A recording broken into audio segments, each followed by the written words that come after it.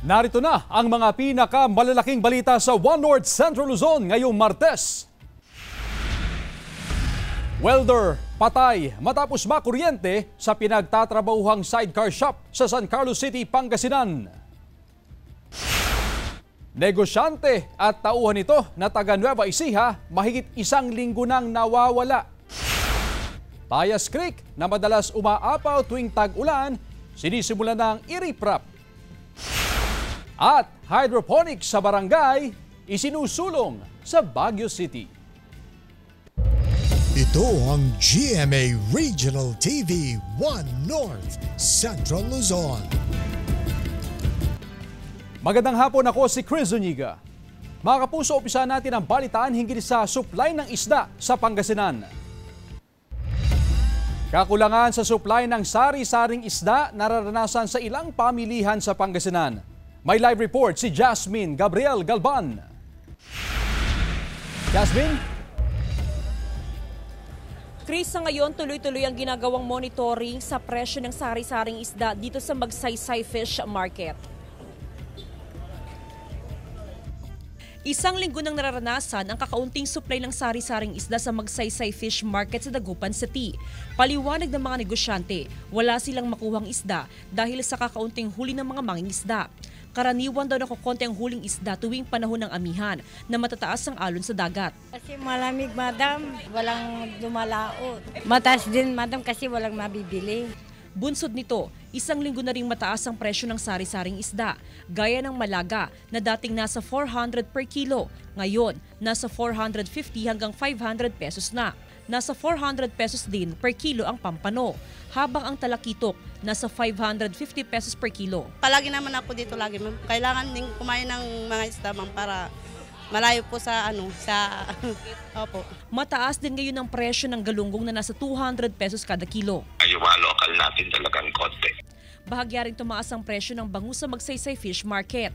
Ayon sa Sinag, wala namang dapat na ikapangamba sa supply ng bangus dahil mananatili itong sapat hanggang sa mga susunod na buwan. Mataas ang demand ngayon ng bangus, kaya mataas din ang presyo nito. Sa ngayon, nasa 150 hanggang 170 pesos ang wholesale price ng bangus. Chris, bukod sa presyo ng isda ay kabilang din sa patuloy na minomonitor ng Agriculture Office yung kalidad ng isda na ibinibenta dito nga sa Magsaysay Fish Market. Mahalaga kasi na safe for consumption lahat ng ibinibenta, lalo pat galing pa sa iba't ibang probinsya yung umaangkat dito. Samantala, sa buwan ng Marso, inaasahan na magbabalik sa normal ang supply ng sari-saring isda dito sa Magsaysay Fish Market. Chris? Maraming salamat, Jasmine Gabriel Galban.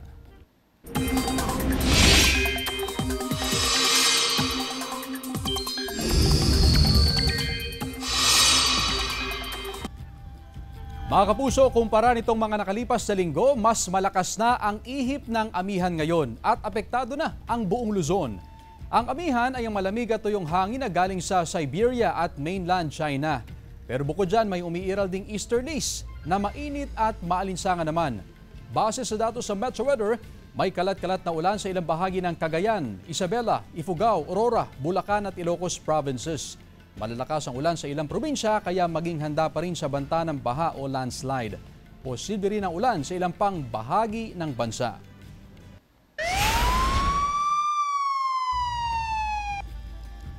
Welder patay matapos makuryente sa pinagtatrabahuhang sidecar shop sa San Carlos City, Pangasinan. Tutukan sa report.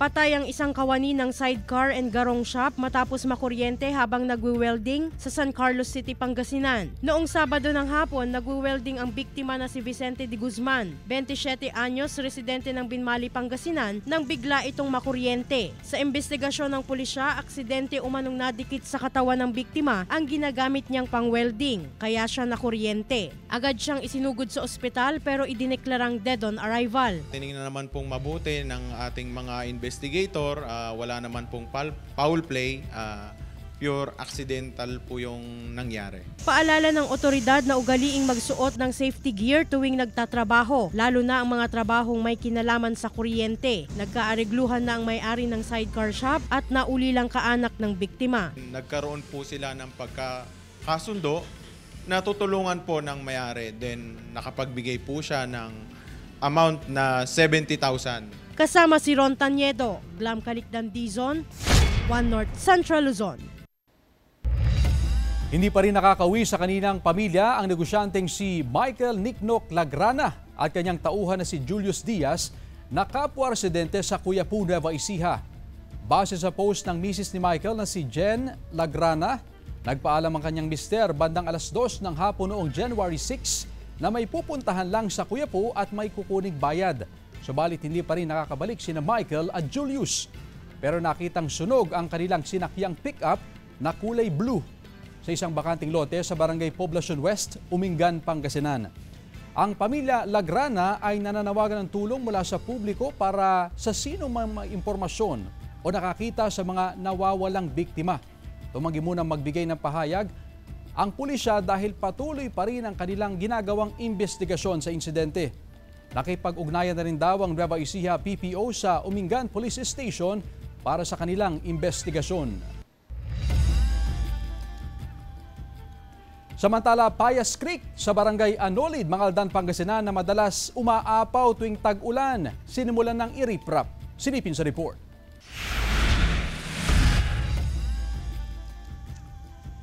Sinimulan ng iriprap ang Payas Creek sa Barangay Anolid, Mangaldan, Pangasinan. Tinaasan ng riprap para maiwasan ang posibleng pag-apaw ng creek tuwing panahon ng tag-ulan. Pinondohan ito ng barangay bilang bahagi ng kanilang flood mitigation project. Malaking bagay din yun kasi pag nag-erode yung mga doon, yung lupa doon sa unique, malaking bagay din yun. Para sa mga residenteng madalas bahain, matagal na raw nilang hinihintay na masimulan ang proyekto na ito. Ang tagang importante talaga para yung baha, hindi apaw. Sa ngayon, natapos na ang riprap sa tapat ng Barangay Hall. Isusunod na rin ang iba pang bahagi ng Payas Creek. Matapos ang konstruksyon ng riprap, magsasagawa rin ng dredging operation sa creek para mapalaliman ito.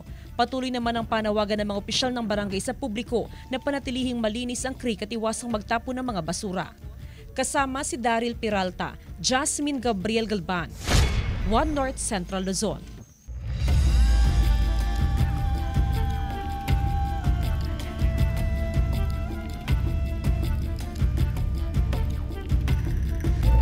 Ito ang GMA Regional TV 1 North Central Luzon.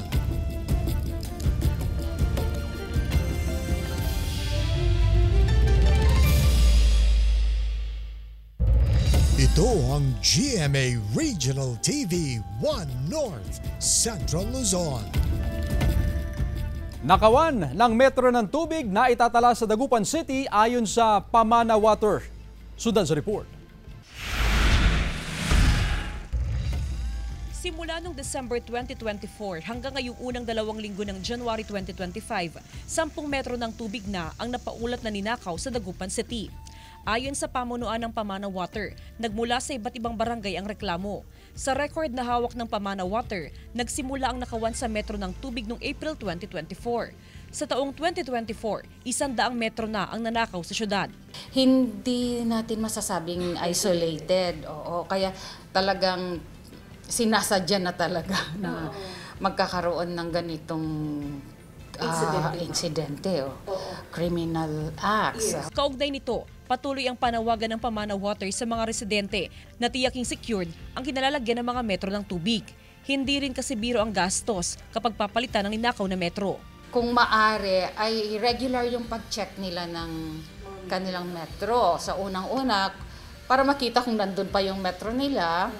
Pangalawa, kung mayroon din silang problema sa sa water flow, yung water flow nila kasi malay mo, mayroon na pala silang leak. Ang ilang residente, nilagyan ng mga lock metal grill ang mga metro ng tubig. Saka 2 ilaw ngayon. Pero nakakatakot pa rin yun, mamimili din ako ng metro. Oo. Yung iba, nananakawan. Nakikipag-ugnayan ang Pamana Water sa otoridad para maimbestigahan ang sunod-sunod na nakawan ng metro. Samantala, nanawagan ng Pamana Water na i-report din sa barangay sakaling may mga insidente na nakawan ng metro sa kanilang lugar. Karaniwang kinukuha ng kawatan ng brass metal ng metro at ibinebenta sa junk shop. Kasama si Daryl Peralta, Jasmine Gabriel Galban, One North Central Luzon.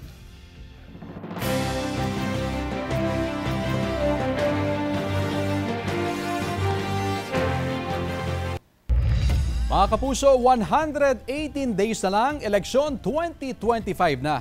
At habang papalapit ang botohan, umakyat na sa 31 ang nahulihang lumabag sa gun ban. Batay sa datos ng National Election Monitoring Action Center o NEMAC ng PNP, 26 dito ang sibilyan, 3 naman ang security guard, 1 ang appointed government official at 1 ang sundalo na naka-off duty. Sa kabuuan, may 80 armas na ang nasabat ng pulisya. Paalala po, umiiral ang gun ban ngayong election period hanggang June 12. Sabi ng COMELEC, pwede lang magdala ng baril habang election period ang mga kabilang sa gun ban exemption, kabilang ang mga on-duty na pulis at sundalo at ilang matataas sa opisyal ng pamahalaan. Pero kailangan pa rin mag-apply para sa exemption sa COMELEC o sa COMELEC website hanggang sa May 28. At ngayon nga pong election period, uso ang mga checkpoint. Paano nga ba natin malalaman kung lehitimong police checkpoint ang mga yan?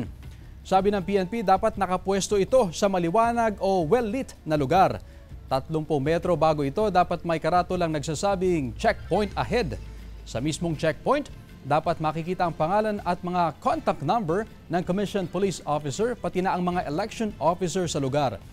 Sa pag-inspeksyon, hindi raw dapat tutukan ng flashlight sa mata o muka ang mga sakay ng sasakyan.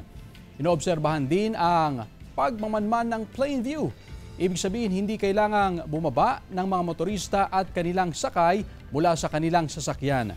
Maaari lamang nilang ibaba ang bintana at buksan ng ilaw sa loob ng sasakyan.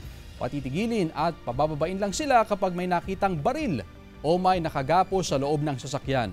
Paalala pa ng PNP, dapat naka-uniforme ang pulis na nagbabantay sa checkpoint.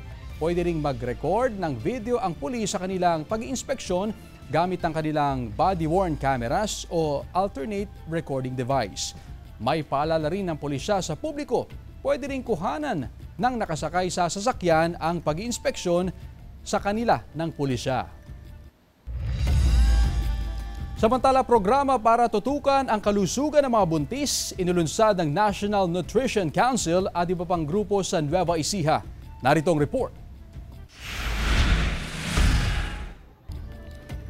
Nasa mahigit 100 buntis ang mabibigyan ng tamang pag-aalaga hanggang sa makapanganak sa inilunsad na First 1,000 Days Child Program sa San Jose City sa Nueva Ecija. Ang F1KD ay programa ng pamahalaan sa ilalim ng National Nutrition Council sa tulong ng iba't ibang NGOs at mga pribadong grupo para masolusyonan ang malnutrition sa bansa. Base sa record ng NNC, nasa 26.7% o 3 sa 10 bata ang malnourished sa buong bansa. Kailangan nyo talaga tutukan ng pregnant women. Yun yung tinatawag natin first 1,000 days population. From pregnant up to 2 years old ng bata. Matulungan ang National Nutrition Council for the implementation of this project. Kasi po nakita natin ang isang problema sa ating bansa is ang malnutrition. Ayon sa NNC, aminado sila na kulang ang pondo ng pamahalaan upang malutas ang problema sa malnutrisyon. Kaya malaking tulong ang ginagawa ng mga NGO at pribadong grupo para maisulong ang mga programa. Target ng NNC na mapababa ang bilang ng malnourished o tuluyan ng malutas ang problema sa malnutrisyon bago matapos ang termino ni PBBM sa 2028. Kaya tinututukan ng NNC ang kalusugan ng ina habang ipinagbubuntis pa lang ang sanggol. May malaki raw kasing epekto ang kalusugan ng ina sa development ng sanggol na nasa sinapupunan. Sa paglulunsad ng F1KD ay isa-isang tinimbang ang mga buntis at in-interview para malaman ang kanilang mga pangangailangan at matiyak na malusog ang kanilang ipinagbubuntis. Talagang tina-target natin year by year, talagang ma-reduce natin hanggang mag-reduce tayo by end of 2028. Nagkaroon din ng pledge of commitment sa pagitan ng NNC, NGOs at iba pang mga dumalo. Glam Kalikdan Dizon, One North Central Luzon.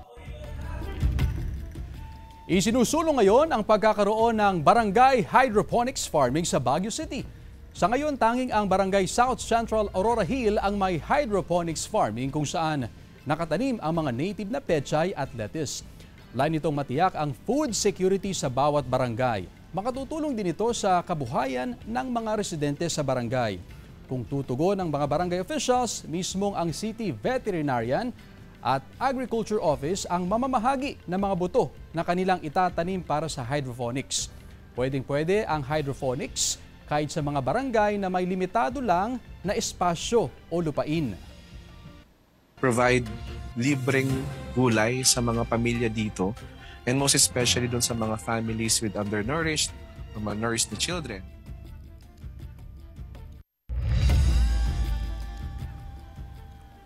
Mga kapuso, mamayang gabi na ang Miss Tarlac City 2025 Coronation Night na isasagawa sa Plazuela.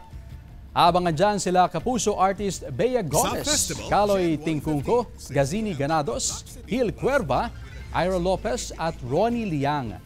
Samantala, jam-pack performance ang siguradong hatid ng GMA Regional TV sa Kapuso Fiesta na bahagi ng selebrasyon ng Kaisa Festival 2025. Makikisaya sila kapuso artist Rochelle Pangilinan, Juancho Trevino, Jake Vargas, Sean Besagas, Naya Ambi, Chloe Redondo, at ang cast ng Binibining Marikit na sila Tony Labrusca, Kevin Dasom, Ashley Rivera at Migs Almendras. Hosted by kapuso comedian Pepita Curtis. Bukas na yan, Miyerkules, January 15, 2025, 6 p.m. sa Tarlac City, Plazuela. Kita-kits, mga kapuso.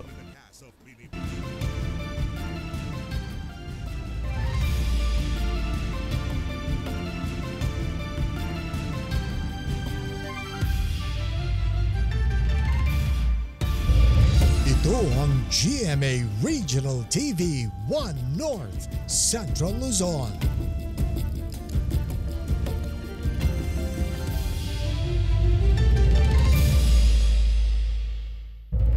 Ito ang GMA Regional TV 1 North Central Luzon.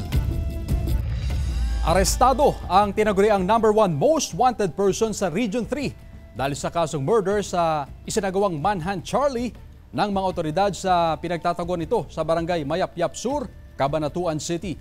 Halos 2 linggong minamanan ng sospek bago ito tuluyang naaresto ng mga operatiba sa pamamagitan ng warrant of arrest dahil sa kasong murder. Ang sospek ang tinuturong bumaril sa kanyang kabarangay na binawian ng buhay noong July 2024. Nakapiit ngayon ang sospek sa Cabanatuan City Police Station habang hinihintay ang commitment order ng korte bago ilipat sa district jail. Sa 2 linggo naming pag-surveillance, nagkaroon ng bunga naman at ang ating most wanted person sa buong Region 3 ay nahuli natin.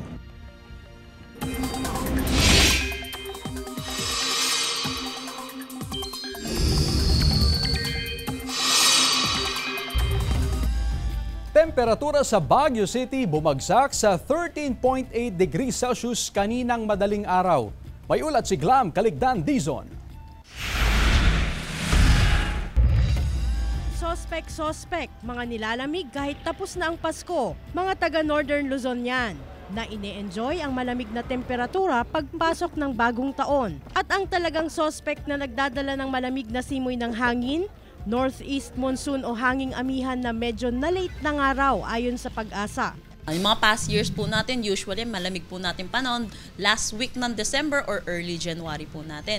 So nga lang po, nagkaroon po tayo ng sunod-sunod na bagyo. Kung maaalala po natin, nag-umpisa po ito kay Christine hanggang sa naging sa huli po si Pipito. Kaya po sa term po natin, nausog po yung northeast monsoon po season po natin. Kaya ngayon pa lang po tayo nakakaranas na malamig na panahon. Ayon sa Pag-asa, 13 degrees Celsius ang pinakamalamig na temperaturang naitala nila bandang Benguet nito lang January 7. Sa Baguio City, 13.8 degrees Celsius naman ang pinakamalamig na temperaturang naitala ngayong January. At ayon sa Pag-asa, lalamig pa yan lalo na sa mga susunod na araw dahil mas lalakas pa ang bugso ng hanging amihan. Inaasahan po natin possible po sa mga susunod na araw makapagtala din po tayo ng single digit na temperatura. Usually po kasi past amihan season natin, nakakapagtala tayo ng mga 9, 8, 7. So hindi po natin tinatanggal yung posibilidad na makaranas po ulit tayo ng ganong temperatura para sa mga kababayan po natin, lalo na dito sa Baguio. Kung bababa raw ng 3 to 4 degrees Celsius, dito na mararanasan ang pagkakaroon ng andap o yung pagyeyelo sa matataas na lugar. Hanggang Marso o bago magtag-init, mararanasan ng malamig na panahon. Bababa rin naman daw ang amihan sa bandang Visayas kung hindi ngayong linggo ay sa susunod na linggo. Syempre, kahit enjoy sa malamig na panahon, ang ilan ay kailangan pa ring mag-ingat para makaiwas sa sakit. Posible rin daw tumaas ang blood pressure pag malamig ang panahon. Kasi syempre, mas nagtatry din yung katawan natin, no? Syempre, yung parang namumuo din yung mga ating mga cholesterol din dyan, no? Kaya hindi din masyadong maganda yung circulation. Glam Calictan, Dizon, One North Central Luzon. Samantala, presyo ng kamatis bumaba na sa 60 hanggang 100 pesos per kilo dahil nagsimula ng tumaas ang supply sa mga non-public market. Sundan sa report. Mula sa dating 200 hanggang 250 pesos, pumapalo na ngayon sa 60 hanggang 100 pesos kada kilo ang presyo ng kamatis sa Mangaldan, Pangasinan. Kung dati ilang tendera ng gulay lang ang nagbebenta ng kamatis, ngayon marami ng kamatis ang makikitang ibinibenta sa pamilihan. Indikasyon daw ito na marami ng naani na kamatis sa mga magsasaka. Yung time na nagmahal ang ating mga kamatis ay talagang kukunti pa ang nag-harvest at ngayon ay parang dumami na ang mga nag-flowering at saka nakaka-harvest dahil nakakaano na yung mga pananim nila nung time na hindi pa masyadong yung price. Karamihan sa mga panindang kamatis sa palengke, inangkat nila sa Urdaneta City Bagsakan Market. Malaking volume ng kamatis ay nagmula na raw sa ibang probinsya. Wala na rin daw nakikitang problema ngayon sa supply. Sa sobrang dumadami na. Opo. Malaking bagay, ma'am. Opo, malaking bagay na rin. Yung mga consumer gaya ng ginagamit sa bahay. Okay na. Okay na rin. Hanggang sa mga susunod na araw, inaasahang magabalik na sa normal ang presyo ng kamatis na nasa 50 pesos ang kada kilo. Kasama si Jing Dakanay, Jasmine Gabriel Galban, One North Central Luzon. Mga kapuso, double the fun ang world premiere ng dalawang kapuso serye kahapon. Sa My Ilonggo Girl, sa Jimmy Prime, nag-cruise na ang landas sa mga karakter ni na Michael Sager at Jillian Ward. Pero hindi pala siya ang love niyang aktres na si Benice, kundi ang probinsyanang si Tata. Handa kaya magpanggap si Tata bilang Benice para ipagamot ang kanyang naigwapa? Ano naman kaya ang tinatagong sikreto ni Benice? Alamin ang mga yan mamayang 9:35 p.m. sa Jimmy Prime at Kapuso Stream. 11:25 p.m. naman ang delayed telecast sa GTV. Mas nagningning pa ang GMA Afternoon Prime sa pagsisimula ng prinsesa ng City Jail. Matapos ang graduation speech ng bidang si Princess, played by Sofia Pablo, may throwback sa mundong kagigisnan niya, ang Bagong Bayan City Jail. Doon, nakita muli ang mga karakter ni na Beauty Gonzales at Denise Laurel. Parehong flight attendant, parehong nakulong at parehong buntis. Ang intense na tapatan ng dalawa na sasabayan ng delubyo. Mapapanood tuwing 3:20 p.m. sa Kapuso Network.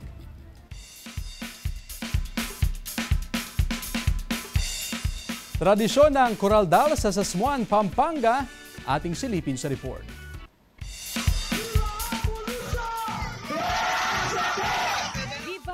Lucia, Puera Sakit. Ito ang sigaw ng libu-libong deboto ni Apong Lucia, ang patron ng Sasmuan, Pampanga, para sa taunang selebrasyon ng Coraldal Festival. Ayon sa mga deboto ni Apong Lucia, makabuluhan ang linyang ito dahil marami ang mga naniniwala na naghihimala ang patron, lalo na ang mga nagdarasal na magkaroon ng anak at magandang kalusugan. Yun pa rin yung Coraldal na nag-a-ask din ka for your business venture na magkaroon ng masaganang ani. Ito pa rin yung Coraldal na almost 400 years.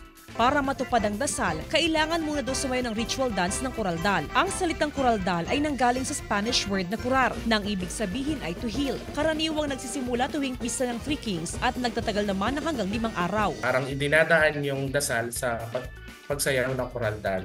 Kasama yung mga elderlies, tapos kasama yung mga musiko, use way, and then other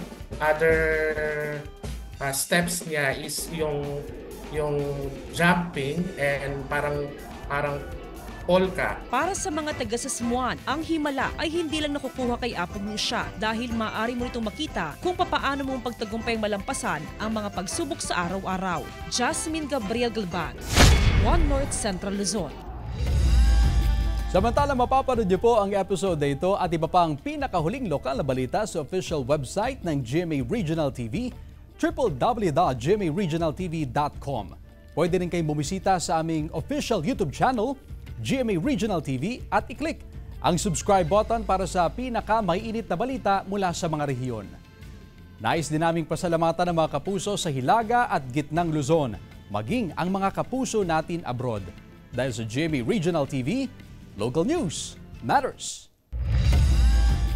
At yan ang mga pinakamalaki at pinakahuling balita sa Hilaga at Gitnang Luzon. Maraming salamat sa pagsama sa amin pati na ang mga kapuso sa ibang bansa na tumutok sa mga balita sa rehiyon. Ako po si Chris Zuniga. Kami ang GMA Regional TV, One North Central Luzon, buong puwersa para sa mas malaking misyon at mas malawak na paglilingkod sa bayan.